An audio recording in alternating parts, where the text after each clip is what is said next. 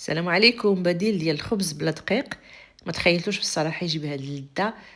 غني بالدهون الصحيه وبالبروتينات. كيلاق الناس اللي دايرين الحميات، وخصوصا حميه الكيتو، والناس اللي عندهم مقاومه الانسولين ومرض السكري. خصوصا الناس اللي كيضعفوا بزاف مرض السكري خاصهم يدخلوا هاد النوع ديال الخبز التغذيه ديالهم، راه غينفعهم بزاف. خالي من الجلوتين، يعني كيليق حتى للناس اللي عندهم الحساسيه ديال الجلوتين، وسهل في التحضير. مكونات بساط. تبعوا معايا الوصفه. المكون الاساسي في هذه الوصفه هو الزريعه ديال نواره الشمس او عباد الشمس. غناخذوا 130 غرام ديال الزريعه ديال عباد الشمس، تكون هذيك اللي خضراء، راه كتباع عند العطار، راه موجوده ولات موجوده. ما تكونش مالحه. كنطحنها حتى كتولي على شكل غبره، هي اللي غنعوضها بالدقيق. كيف ما كتعرفوا هاد الزريعه كتكون غنيه بالدهون الصحيه، بالسيلينيوم. بالنسبه للناس اللي عندهم الغده الدرقيه كتليق لهم، كتليق جميع الامراض. مرض السكري، الناس اللي كي قلت لكم اللي عندهم مرض السكري كينقصوا في الوزن بزاف، خصهم ضروري يدخلوا الدهون الصحيه في التغذيه ديالهم. يعني انواع البذور، هاد الزريعه، زريعه الكتان، الزريعه ديال كاع جميع الزريعه. غنضيفوا عليها هذه بذور القاطونه. خديت 15 غرام ديال بذور القاطونه، يعني 2 معالق كبار ديال بذور القاطونه، طحنتهم. اولا ما عندكم ديروا النخاله ديال بذور القاطونه، ولا ما عندكمش كاع بذور القاطونه كتعوضوها بزريعه الكتان. 2 معالق كبار كطحنوهم وكتضيفوهم للوصفه. هنايا زدت المليحه، وزدت شويه ديال هذا البازيليك، هذاك البازيليك المكرم. ما عندكمش كتضيفوا اي منكه بحال الزعتر او لا اي منكه واحد اخر، ولا النعناع كارم. خديت الثومه، بودره الثومه. صافي، هذه هي النواشف اللي غناخذ، غنخلطهم مزيان كيف ما كتلاحظوا. ومن بعد غادي نحتاج باش نجمعهم 2 بيضات، تكونوا مخرجينهم من الثلاجه قبل، يعني يكونوا بحراره ديال المطبخ، ما يكونوش باردين، لانهم غنضيف عليهم واحد ربع كاس ديال الماء سخون، تقريبا 60 مليلتر ديال الماء ساخن، وغادي نطرب مزيان. ومن بعد غنضيف عليهم 2 معالق كبار ديال زيت الزيتون. واحد الملاحظه قلتها قبل، الناس اللي كيعانيوا من مقاومه الانسولين او من مرض السكري، والناس اللي كيعانوا من مقاومه الانسولين كيكونوا كيتزادوا في الوزن، ولكن ملي كيدخلوا في ملي كيولي عندهم مرض السكري كيضعفوا، كينقصوا في الوزن.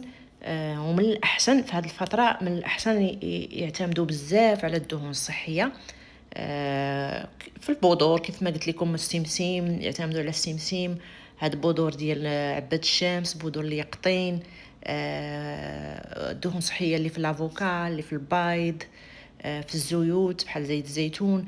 يعتمدوا عليهم بزاف، يوميا ياكلوا الدهون الصحيه، لان كيفقدوا بزاف الدهون في الجسم ديالهم.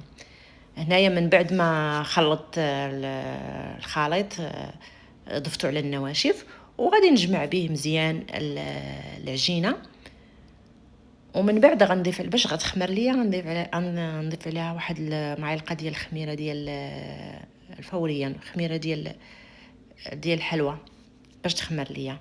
صافي، هذه هي الوصفه. كيجي لذيذ بزاف هاد الخبز، ومن غير من غير اللذه ديالو كيجي حتى هو مفيد بزاف، لان كيف ما كتعرفوا هاد النوار، بذور ديال النواره ديال الشمس غنيه بالسيلينيوم، اللي كتليق الناس اللي عندهم الغده الدرقيه، في واحد النسبه عاليه ديال السيلينيوم، ومهمه بزاف يدخلوه في التغذيه ديالهم. وحتى الناس اللي وفيه حتى الاوميغا 3.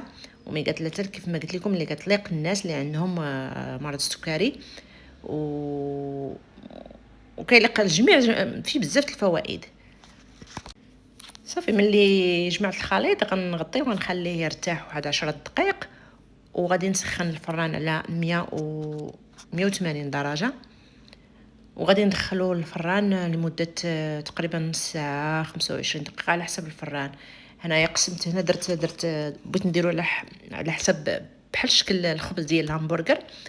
درت هاد الزليفات ورشيتهم بالزيت. هاد الطريقه كيف ما نتوما ديروا كيف ما بغيتوا ديروها خبزه وحده، بغيتو ديروا خبيزات صغار، كيف ما بغيتو تشكلوا.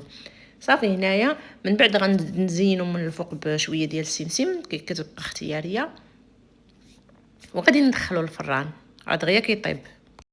الا كنتوا اول مره كيطلع لكم الفيديو ديالي تابوناو معايا وفعلوا لي الجرس باش اي جديد حطيته في القناه ديالي يطلع لكم في اليوتيوب. كنتمنى هذه الوصفه ديال اليوم تكون عجباتكم. راه كتجي لذيذه بزاف، جربوها ساهله في التحضير دغيا، كتحضروها دغيا. الناس اللي كيحتاروا اشنو غياكلوا العشاء، اشنو باش الخبز باش يدوزوا، هاد الطريقه راه ساهله وبسيطه وغني وكيشبع. زعما لا كليتو غير انا كليت غير واحد عرفتش كيشبع. درتو مع الهامبرغر مع شي شويه شلاضه وشي شويه ديال كيف ما غتشوفوا في الاخر الفيديو الطريقه باش كيفاش باش رافقته، وشويه ديال الفرomage. هانتوما هنا خرجته من الفران، شفتوا كيجي كيشهي حتى من المنظر ديالو، كيجي بنين، كيجي زوين. ونهائيا ما كتعرفوش باش مصوب هذا الخبز، كيشبع من داكشي الرفيع. وانتم كيف ما كتشوفوا كنتمنىكم تجربوا هذه الوصفه، راه كتجي بنينه وناجحه 100%. صافي هنايا الخبيزه هي واجده عندي، غنرافقها بهذه الطريقه اللي درتها للعشاء.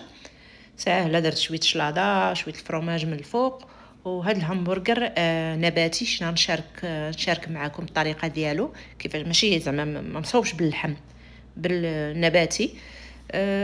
كنتمنى الوصفه تكون عجباتكم. مع السلامه.